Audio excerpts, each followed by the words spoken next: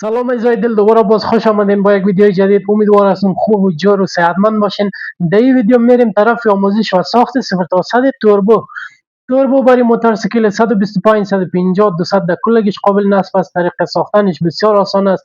سرعت موتورسایکل بالا میبره، قدرتش بالا میبره، فشار سر ماشین کم میکنه.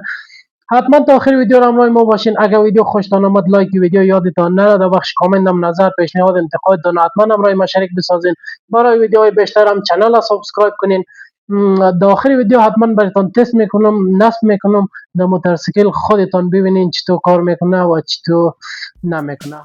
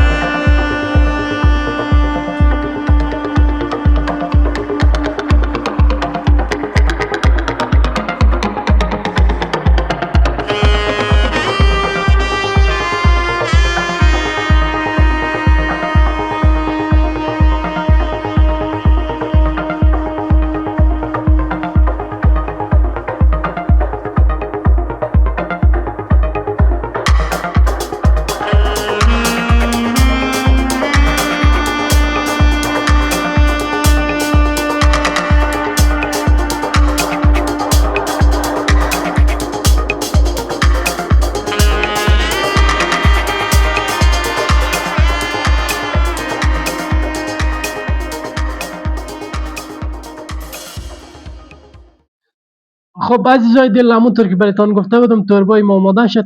حالا میریم به خیری رو نصب میکنیم در موتورسیکل، خودتون ببینین، ما تست میکنم براتون که چطور کار میکنه. خب زیادم شما رو معطل نمیکنم، بریم طرف نصبش.